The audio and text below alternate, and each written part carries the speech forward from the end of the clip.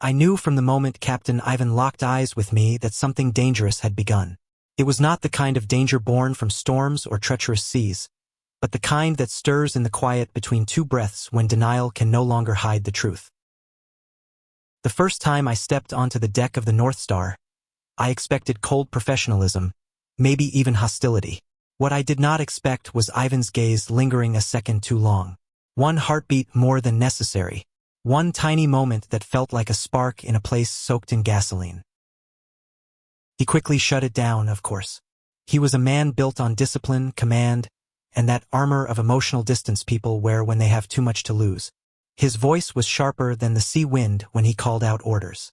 His reputation was the kind that traveled faster than storms. Strict, unyielding, brilliant, impossible to impress.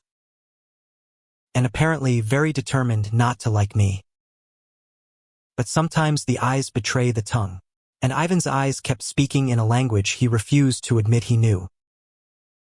I was only 2 hours into my first assignment when I realized the captain did not appreciate my presence on his ship. Every comment he made sliced clean and precise. Every order was crisp enough to sound personal. Yet when he thought I wasn't looking, he studied me with a careful intensity that felt nothing like dislike. The North Star sliced through the Pacific twilight, heading toward a cluster of remote islands where a team of researchers was studying shifting migration patterns. I was the newest biologist, young, ambitious, passionate, maybe too optimistic. Ivan seemed allergic to optimism. Or maybe he was allergic to me. I tried to focus on my work while the sun dipped low and the ocean glimmered with fading firelight. Crew members passed around me with the fluid ease of people who knew the sea as well as their own breath. And then there was Ivan, commanding the bridge with the presence of someone who had never once doubted his place in the world. From the corner of my eye, I saw him approaching. He stopped beside me, hands clasped behind his back, eyes fixed forward. His posture was tight, like he was holding back something he refused to name. "Report," he said without looking at me. I straightened. "All equipment is calibrated and ready, sir." A slow nod. "And you're prepared for the conditions ahead?" "Yes, sir." His jaw flexed at my tone. Maybe it was too eager. Maybe he hated enthusiasm. Or maybe he hated that my voice softened slightly whenever I said sir to him. I wasn't doing it on purpose. Not really. "Well," he said, clearing his throat. "Stay out of the crew's way." A sting pulsed at the back of my ribs. "Of course." He walked off without another word, but when I glanced back, I caught it again, just for a fraction of a second. His eyes tracing the line of my face with something far too human to be disdain. That night, the sky stretched wide and starless above the rolling dark ocean, and I found myself lingering on deck long after the others had gone below. I wanted fresh air. I wanted space to breathe past whatever was happening between Ivan and me. I told myself it was nothing, that I was imagining it, that he simply didn't like me and I needed to accept it. But the air felt heavy with unanswered questions. I leaned on the railing and listened to the sea. It had a rhythm, a quiet pulse that felt like a heartbeat just under the surface. "You should be resting." Ivan's voice cut through the night. I turned as he stepped out of the shadows. The dim deck light traced the angles of his face, controlled, unreadable, and yet filled with a tension I didn't understand. "Couldn't sleep," I admitted. He came to stand beside me, leaving a careful distance between us. "New crew members often struggle their first night. Is that why you're awake too?" I asked before I could stop myself. He inhaled slowly. "I am always awake." I studied him. "That sounds exhausting." He didn't reply. The silence stretched thin, humming with something electric. "You seem uneasy," he finally said. "I think that's because you don't like me very much," I said lightly, hoping humor might soften the truth. His eyes flashed to mine, sharp and startled. "I am professional with every member of my crew." "That's not what I said." He looked away, jaw tightening. "You're new. You're inexperienced. You're—" He stopped. "I'm what?" I pressed gently. He exhaled through his nose. "You're too bright. Too eager. People like you tend to get hurt. Something warm curled inside my chest. Or maybe people like me remind you of something you don't want to feel. His gaze snapped to mine, and suddenly the night felt small, the air thick, the ocean holding its breath. Careful, Kai, he murmured. You don't know me. Maybe not, I whispered. But I'm starting to. His throat worked as he swallowed. For a heartbeat, I swore he leaned closer. Just enough for me to feel the warmth of him mixing with the cold night air. But then he stepped back like he'd touched fire. Return to your cabin, he said quietly. This conversation is over. He walked away, leaving me with a storm building beneath my ribs. But the thing about storms is they never truly leave when they're still waiting to break. The next morning came with gray skies and stiff winds. The crew moved quickly, securing equipment and preparing for unstable waters. I kept busy, partly to stay out of Ivan's line of fire, partly because it was easier to drown thoughts in work than face the ache he'd left behind. Around noon, large waves slammed the hull, tossing the ship with a violence that rattled teeth. A storm was forming faster than predicted, and I found myself gripping a railing as spray stung my face. Kai! I turned just in time to see Ivan striding toward me, fighting against the wind. His jacket whipped against his body, his hair a dark mess, his eyes sharp with something that looked a lot like concern. You need to head below deck, he shouted over the storm.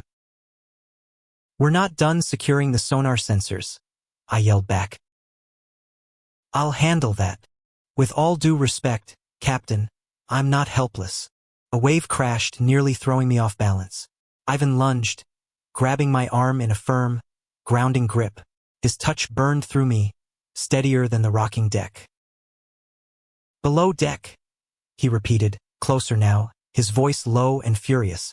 Now isn't the time to prove something. You think that's what I'm trying to do? I think you're trying to impress me, he said, breath hot against my ear. And I think you're going to get yourself hurt if you keep making me notice you. Everything in me stilled. You notice me? I whispered. His fingers tightened on my arm. His face was inches from mine, storm winds tangling the air between us.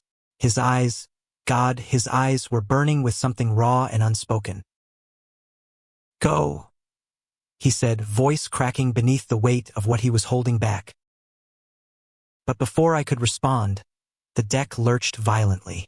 Ivan shoved me out of the way as a metal crate came crashing across the boards. Pain shot through his shoulder as he collided with the railing. Ivan, I shouted. I rushed to him, grabbing his arm as he winced.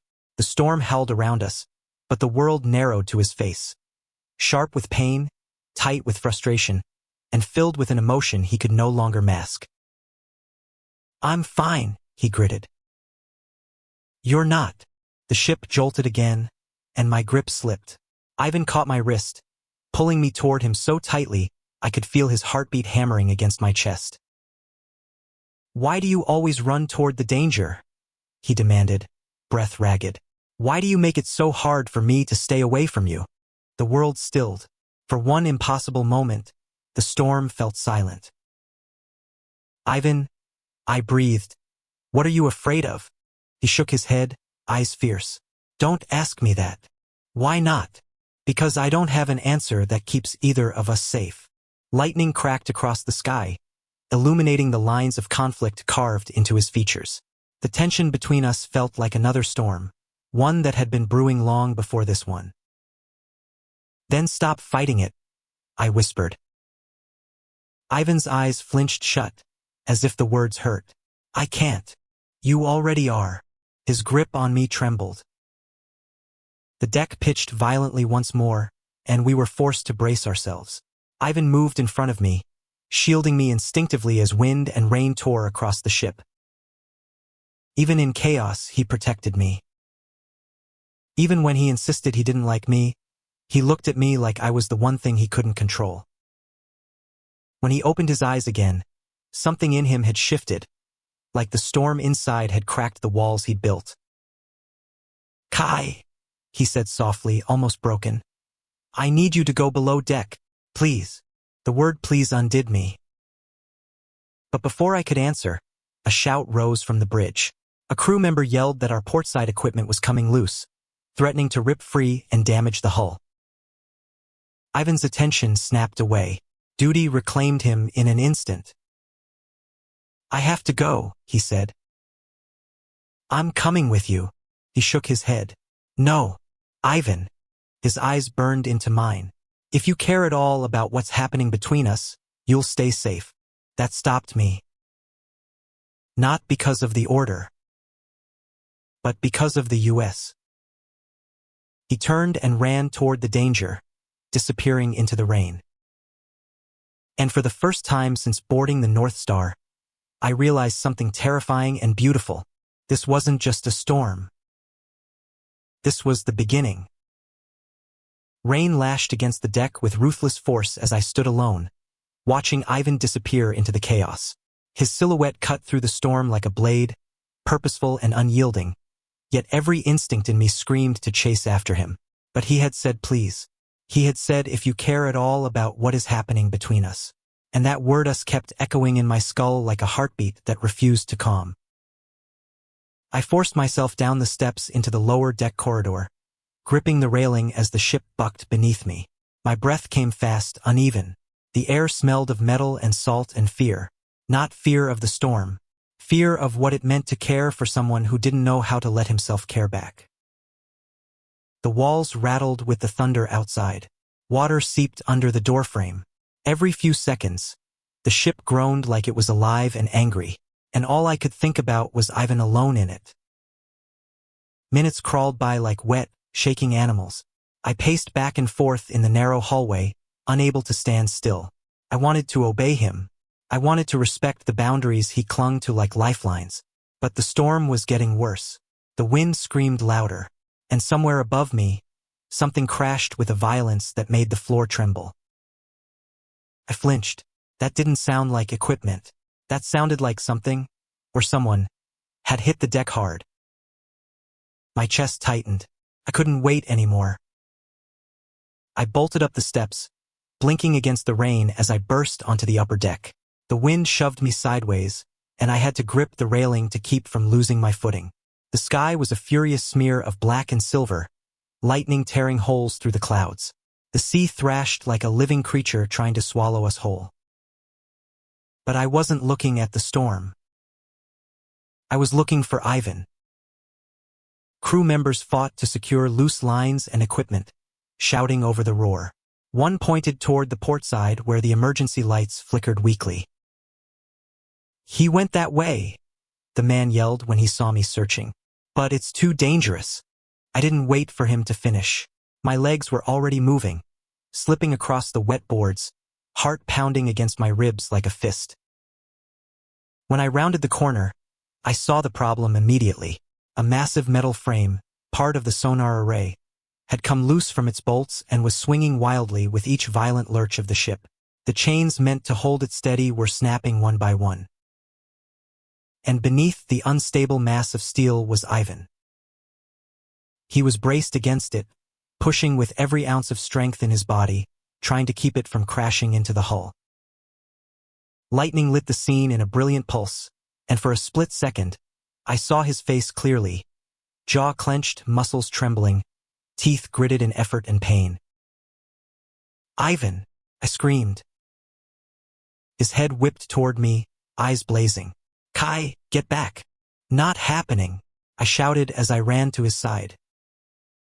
He cursed, voice swallowed by the wind. "You never listen." "Good thing," I shot back, grabbing the edge of the frame to help him. "Because you need me." Our hands pressed against cold steel, shoulders straining. The weight of the array shoved back with monstrous force. If we let go, it would crush us or tear into the ship's hull. Either way, the consequences would be devastating. "You should be below deck," he growled, breath shaking. "You should be asking for help," I countered. His eyes flicked to mine. Fear, frustration, and something softer twisting together. "I can't lose focus worrying about you. And I can't lose you," I said before I could stop myself. The words hit him like a blow. His grip faltered for half a second. The frame lurched, shoving us both backward. We slammed into the railing, pain shooting up my spine. Ivan groaned, pushing forward again. "Kai," he said, voice breaking. "What are you doing to me?" "Something you won't let yourself feel," I whispered. Another bolt of lightning cracked overhead. Rain poured in sheets, cold and relentless. The deck vibrated beneath us as the storm threatened to rip the ship apart. "We can't hold it," Ivan gasped. "The last chain is failing. Then we need to secure it manually. There is no time. There is if we work together." His gaze locked onto mine, fierce and desperate. "You don't understand. If the frame falls, it takes this whole section with it. Then we don't let it fall. You're going to get hurt. Then we get hurt together." For a heartbeat, neither of us spoke. The storm howled, the sea roared, and between us, something snapped. Not in fear, not in resistance, but in surrender. Ivan's voice dropped to a raw whisper. "I told myself I didn't like you. I know," I breathed. But the truth. Another chain snapped like a gunshot. Our time was gone. "On my signal," I shouted.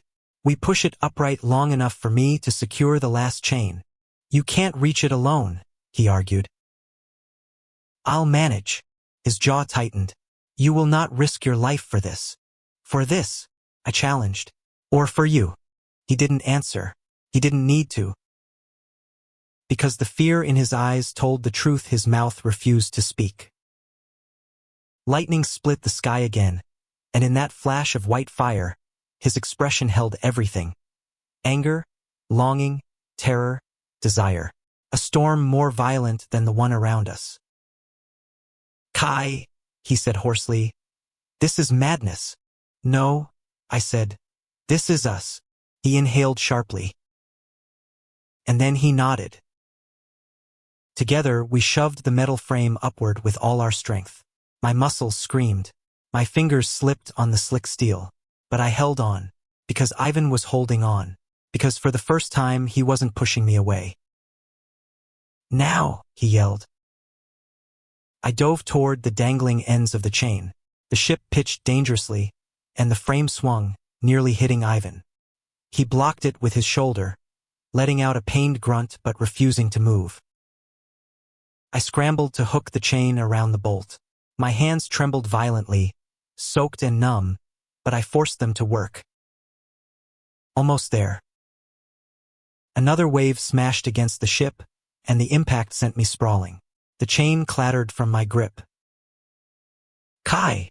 Ivan shouted. I hit the deck hard, breath knocked from my lungs. Pain exploded across my ribs, but I pushed myself up, forcing air back in. "I'm fine," I choked out. I wasn't, but this wasn't about comfort. It was about survival. And about not letting the man who pretended to hate me die trying to save everyone else. I lunged again, grabbing the chain.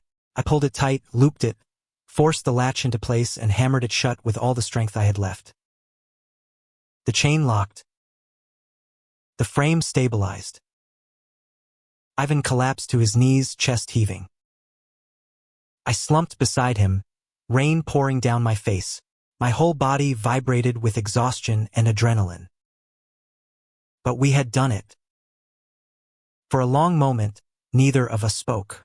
The storm still raged, but the immediate danger had passed. The deck lights flickered, reflecting in the puddles around us. Ivan slowly lifted his head, eyes finding mine. "You could have died," he said softly. "So could you." His hand moved toward me, hesitated, then rested on my shoulder. His touch was warm despite the cold. "I told myself I needed to stay away from you," he murmured.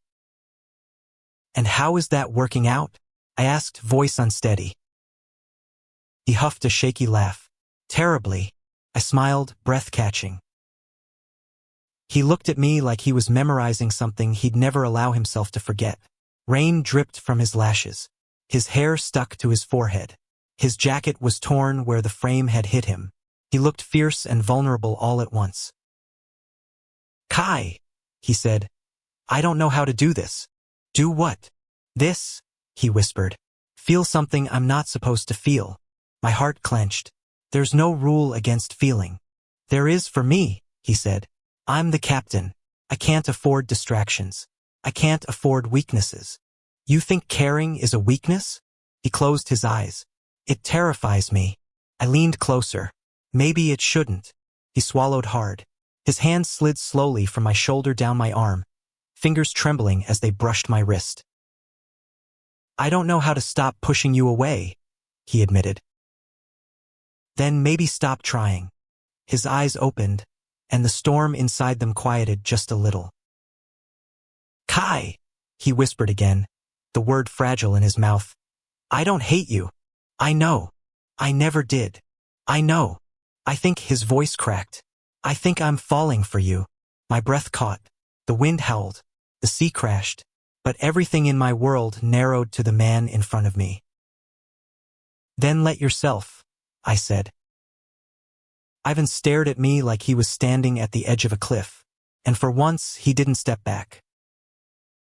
He leaned in, slowly, painfully slowly, as if giving himself this moment required more courage than facing the storm. His forehead brushed mine. Our breaths mingled. His hand rose to the back of my neck, grounding me, or maybe grounding himself. But before our lips could meet, a shout erupted from the bridge. "Captain, we need you!" Ivan froze, breath trembling against my lips. "Duty called. Again. Always." He pulled back, closing off the moment but not the truth we'd shared. "We'll talk later," he said, voice rough. I nodded. He helped me to my feet, his hand lingering a second longer than necessary. Then he turned and ran for the bridge. I watched him go, heart pounding with something fierce and unstoppable. Because he hadn't said no. He hadn't said this was a mistake. He hadn't said he didn't feel it too. He had only said later. And for the first time, I believed him. The storm raged on, but something inside me felt steady, certain. Because no matter how hard he tried to hide it, Captain Ivan had just revealed the truth in the middle of a hurricane. He cared. He cared enough to fight me, to protect me, to fear losing me, and maybe, just maybe, enough to love me. The storm finally began to ease near dawn, leaving the North Star battered but afloat. The clouds broke open to reveal streaks of pale gold crawling across the horizon, a quiet reminder that even the wildest night had an ending. But for me, nothing felt ended. Everything felt suspended, like breath held too long, waiting for Ivan to return, waiting for whatever words he had promised me in the middle of chaos. The crew dispersed across the deck to assess the damage. I helped where I could, though my ribs ached and my hands were raw. The adrenaline had faded, leaving behind a heavy exhaustion. But none of that mattered. All I could think about was him. When I finally spotted Ivan emerging from the bridge, my heart lurched. He looked exhausted, soaked, and bruised. His jacket was torn at the shoulder where the metal frame had hit him, and there was a cut along his jaw he hadn't bothered to wipe clean. Yet somehow, he still carried himself with that impossible, steady authority, gravity wrapped in human skin. He scanned the deck until his eyes found me. For a moment, neither of us moved. Then he walked toward me with slow, measured steps, not out of hesitation, but as if each step carried the weight of something irreversible. "Kai," he said when he reached me, voice quiet enough that only I could hear. "Walk with me." My heartbeat stumbled. "Okay." He led me to the stern, where the deck was quieter, the sea gentler, the sunrise softening the hard lines of his face. The world seemed to hush itself, like even the ocean was waiting for him to speak. When we stopped, he leaned on the railing, staring out at the horizon. His jaw worked like he was fighting something inside himself. Fear, truth, restraint, until finally, He let out a breath that trembled at the edges. I haven't been honest with you, he said. I know, I replied softly. His eyes flicked to mine, wary, searching, almost vulnerable. I tried to convince myself you were a problem, a distraction, someone I needed to keep at a distance. Every time you smiled at me, every time you tried to talk to me, I felt something I wasn't ready to feel. I swallowed. And now? He looked away, gripping the railing so tightly his knuckles whitened. Now I'm terrified. Of what? His voice dropped. Of wanting you more than I should. I stepped closer. Ivan, you don't have to be afraid of that. He let out a broken laugh. I don't know how to not be. Then let me help you. He finally turned, and his expression nearly knocked the breath from my chest. His walls, the ones he guarded like armor, were cracked open, showing fear and longing and hope all tangled together. I don't know how to do this, he said quietly. I don't know how to want someone and not lose control. You don't have to control everything, I whispered. Yes, he said, stepping closer. I do. I'm the captain. I make decisions that keep everyone alive. I can't afford to make mistakes. I can't afford to let emotions cloud my judgment. And you think caring about me is a mistake? His brow creased. He shook his head. Slowly, painfully. No, that's the problem. It doesn't feel like a mistake. It feels like the only thing that makes sense. And that scares me more than any storm. My heart thudded. I reached up and touched the cut along his jaw, my fingers brushing his skin gently. He sucked in a breath at the contact, eyes closing like he hadn't realized how badly he needed a gentle touch. Ivan, I murmured. Sometimes strength isn't about control. Sometimes it's about letting yourself feel what's real. His hand rose, almost on instinct, to rest over mine where I touched him. His fingers curled around mine tightly, as if afraid I might disappear. I almost lost you last night, he whispered. Do you understand that? When that wave hit and you fell, something inside me snapped. I've been through storms my whole life. I've lost people. I've buried feelings. But the thought of losing you made everything else meaningless. I stepped closer, our bodies inches apart. You didn't lose me. His chest rose and fell unsteady. I know. And I don't know what to do with that relief. You don't have to do anything except stop pretending you don't feel what's right in front of you. He opened his eyes, and for the first time since I'd met him, they were unguarded, raw, earnest, devastated with wanting. Kai, he breathed. I feel too much. Then show me. He hesitated, only a heartbeat.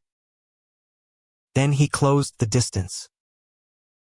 His hand slid to the back of my neck, pulling me in, and his lips met mine with a force that felt like the breaking of a dam.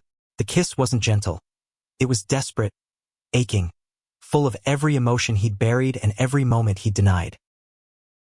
I kissed him back just as fiercely, fingers gripping his soaked shirt, pulling him closer as the tension between us dissolved into something real, something undeniable. He tasted like salt and rain and exhaustion and relief, like a man who had finally stopped running from himself. When he finally broke the kiss, he stayed close, forehead pressed to mine, breath warm and ragged. I'm not good at this, he whispered. You don't have to be, I murmured. Just be honest. He exhaled shakily. I want you, more than I've wanted anything in years. Then don't push me away again. His fingers tightened at my waist. I won't. Not anymore. Promise. He opened his eyes. Yes, I promise. We stood there for a long moment, letting the warmth between us overpower the chill of the morning air. The sea calmed. The sun climbed higher. And for the first time since boarding the North Star, I felt like I was exactly where I was meant to be. When Ivan finally pulled back, he seemed almost shy, something I never imagined he could be. We'll have to be careful, he said. We will, I agreed. And patient. I'm not going anywhere. His lips curved just slightly, more a ghost of a smile than a real one, but it was the softest thing I had ever seen on him. We should get back to the crew, he said. In a minute, I whispered, tugging him close again. He didn't resist. Instead, he rested his forehead on my shoulder for a brief, quiet moment, letting himself lean, letting himself trust, letting himself love. When he straightened again, something in him had changed. His posture was the same, his expression composed, but his eyes were different. He wasn't hiding anymore. As we walked back to the deck together, the crew glanced our way, some curious, some oblivious, all busy with repairs. Ivan kept a respectful distance, but every so often, our eyes met, and each time, a spark passed between us. Promise. A truth spoken without words. Later, when the ship reached calmer waters and the crew finally began to relax, Ivan approached me again, this time with purpose. "We'll talk tonight," he said softly. "In my cabin." Heat spread through my chest. "I'll be there." He nodded once, as if sealing something final and important. And that night, when I stepped into his cabin and closed the door behind me, Ivan turned toward me with a look that held no hesitation. No fear. No denial. Just a man finally choosing the truth. And as he reached for my hand, as he pulled me into the soft glow of the cabin light, I realized something with absolute certainty. The stern captain had never hated me. He had simply loved me in silence, until the storm broke everything open. And now he wasn't afraid to show it. Not anymore.